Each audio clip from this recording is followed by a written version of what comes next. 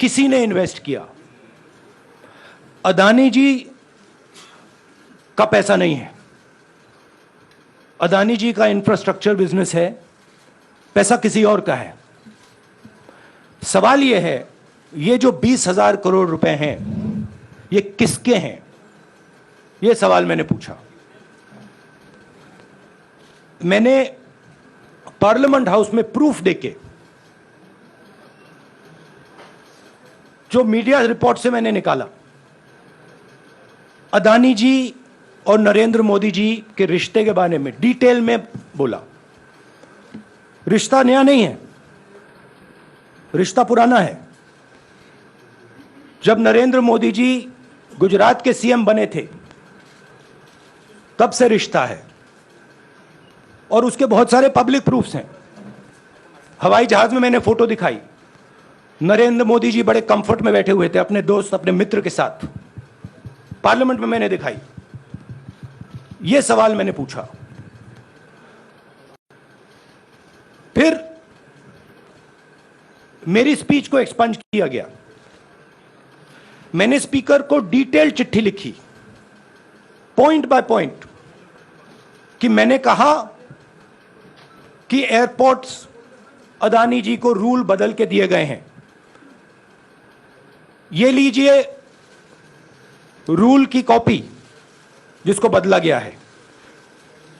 चिट्ठी लिखी, कोई फर्क नहीं पड़ा। फिर मेरे बारे में मंत्रियों ने पार्लियामेंट में झूठ बोला कि मैंने विदेशी ताकतों से मदद मांगी। मैंने ऐसी कोई बात नहीं की है। मैंने कहा स्पीकर से, मैंने जाके कहा, स्पीकर सर, पार्लियामेंट का नियम है कि अगर किसी मेंबर पर कोई एक्यूजेशन लगाता है तो उस मेंबर को जवाब देने का हक होता है। मैंने एक चिट्ठी लिखी, उस चिट्ठी का जवाब नहीं आया। दूसरी चिट्ठी लिखी, उस चिट्ठी का जवाब नहीं आया। फिर मैं स्पीकर के चैम्बर में गया। मैंने स्पीकर सर से कहा, स्पीकर सर, ये कानून है, ये रूल है, इन्होंने झूठा आरोप लगाया है, मुझे आप बोलने क्यों नहीं दे रहे हैं? स्पीकर सर मुस्कुराते हैं, कहते मैं नहीं कर सकता। और फिर उसके बाद आपने सबने देखा क्या हुआ। सवाल पूछना मैं बंद नहीं करूंगा। नरेंद्र मोदी जी का अदानी के साथ क्या रिश्ता है और 20,000 करोड़ रुपए किसके हैं, मैं पूछता जाऊंगा। मुझे कोई डर नहीं लगता इन लोगों से। और अगर ये सोचें कि मुझे डिस्क्वालीफाई करके, धमका के, जेल में डाल के मुझे बंद कर सकते, नहीं, मेरी वो हिस्ट्री नहीं है। मैं हिंदुस्तान के लोकतंत्र के लिए लड़ रहा हूं और मैं हिंदुस्तान के लोकतंत्र के लिए लड़ता रहूंगा। किसी चीज से नहीं डरता हूं, यह सच्चाई है। अब आप सवाल पूछिए। एक एक करके प्लीज। हाँ मोहित, I'll say it in English also. Sorry. I'll say it in English also. The question begins few weeks back in Parliament, where I asked the Prime Minister a very specific set of questions. Question number 1, 20,000 crore rupees or $3 billion are in shell companies owned by Mr. Adani. Mr. Adani could not have generated this money. He's an infrastructure business. Where did this money come from? Whose money is it? That was the first question. Whose shell companies are there? These companies are working in the defense field.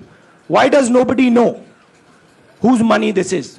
There is a Chinese national involved in this. Why is nobody asking the question, who is this Chinese national? That was the first question. Second question was set of questions with proof. Were what is the Prime Minister's relationship with Mr. Adani? I showed a picture of the Prime Minister and Mr. Adani's plane relaxing.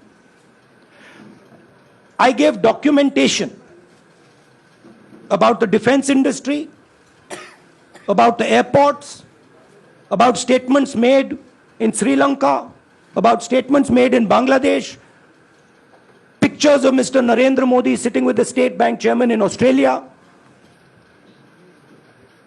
And I put this proof on the table. Immediately after that, the BJP started its work. My speech was expunged. I wrote a letter to the speaker with a detailed explanation on the defense industry, on the airports, with press clippings, supporting documents, legal documents. And this is the supporting foundation of my speech. I have not made this speech, I have not invented this. This is detailed research. Here it is. Nothing happened. Nothing was revoked. My speech today is not part of the record of Parliament. The same, by the way, was done with Mr. Kharge. After that, BJP ministers lied about me in Parliament. They made the statement to distract from the Adani issue. The whole game, disqualification, and all these statements are to distract from the central question, whose money is it? 20,000 crores, whose is it? Kiska hai ye?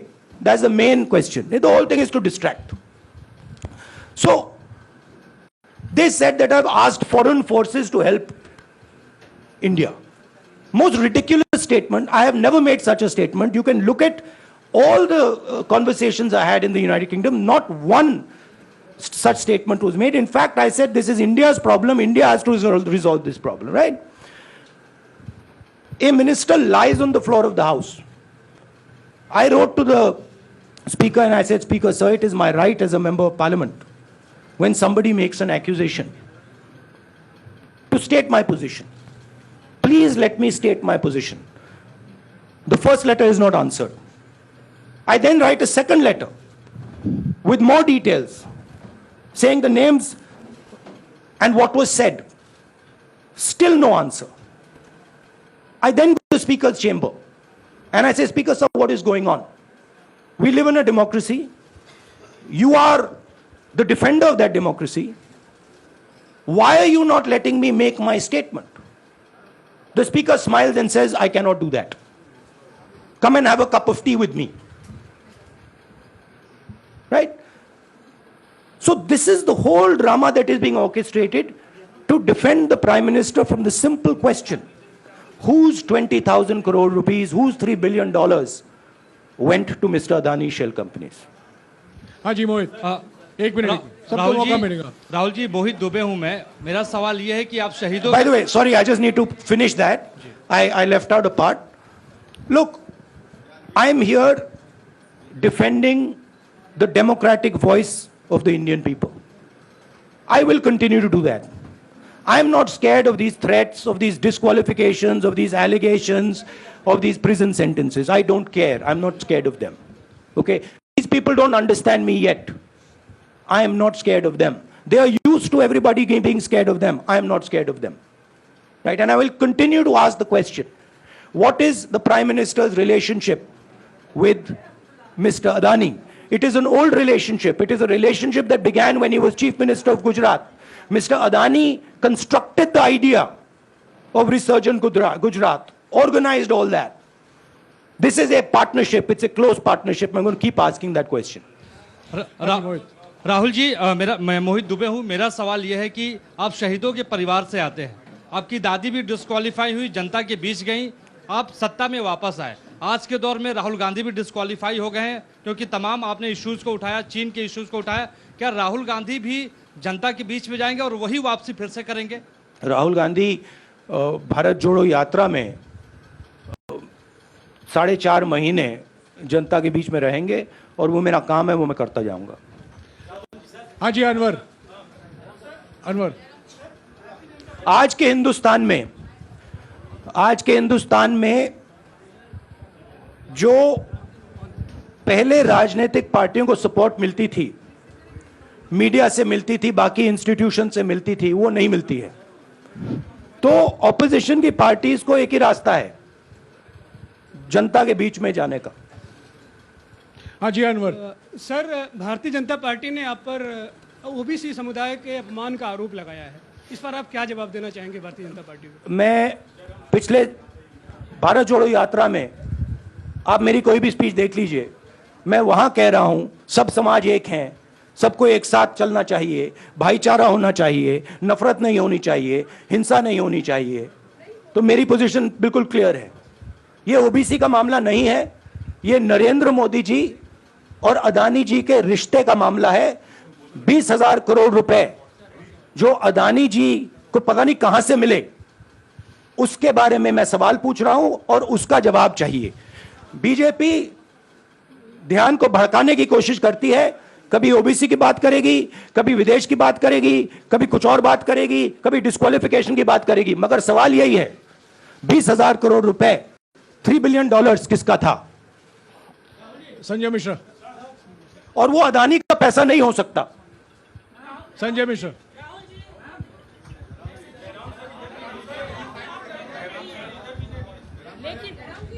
आपने कहा आप डरते नहीं हैं, लेकिन state के target पे हैं और स्टेट आपके खिलाफ है, पूरी स्टेट, पूरी मशीनरी आपके खिलाफ है। ऐसे में आपके सामने चैलेंजेस बहुत बड़ा है, तो रास्ता क्या है, रणनीति क्या है? देखिए भैया, चाहे स्टेट हो चाहे कुछ भी हो, मैं सच्चाई को देखता हूं, मुझे और किसी चीज में इंटरेस्ट नहीं है। मैं सच्चाई बोलता हूं। राजनीति में यह फैशनेबल बात नहीं है, मगर यह बात मेरे खून में है। मैं और कोई रास्ता निकाल ही नहीं सकता हूं। तो मेरा काम यह है, यह मेरी तपस्या है, जीवन की तपस्या है, उसको मैं करता जाऊंगा। चाहे मुझे डिस्क्वालीफाई करें, मारे पीटे, जेल में डाले, मुझे कोई फर्क नहीं पड़ता। मुझे अपनी तपस्या करनी है। इस देश ने मुझे सब कुछ दिया है। शांत हो जाइए। इस देश ने मुझे सब कुछ दिया है, प्यार दिया है, इज्जत दी है, इसलिए मैं ये करता हूं। हाँ Supriya. Sir, Rahul sir, BJP के जो लीडर्स आप पे अटैक कर रहे हैं उस पर आप क्या कहेंगे? और इसके अलावा वायनाड, वहां पर जब से खबर गई है, वहां पे लोग बहुत डिसबिलीफ में हैं, प्रोटेस्ट भी इरप्ट हो रहा है, आप अपनी कॉन्स्टिट्यूएंसी के लोगों को क्या कहना चाहेंगे?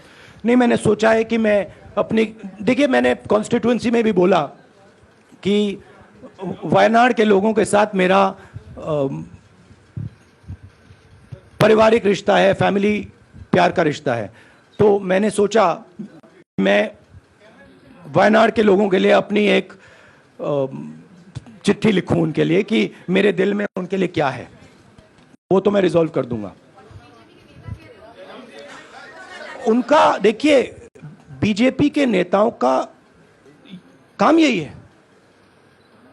देखिए वो सब नरेंद्र मोदी जी से डरते हैं, कारण आप जानते हो। नरेंद्र मोदी जी ने कहा कि देखिए ध्यान हटाना है। वो सब जानते हैं अदानी जी और नरेंद्र मोदी जी का रिश्ता, सारे के सारे जानते हैं क्या रिश्ता है, सब जानते हैं, मगर डरते हैं। तो अगर नरेंद्र मोदी जी ने उनसे कहा कि भैया ध्यान उधर करो, ध्यान उधर करेंगे। मगर सवाल यही है 20,000 करोड़ रुपए किसका है?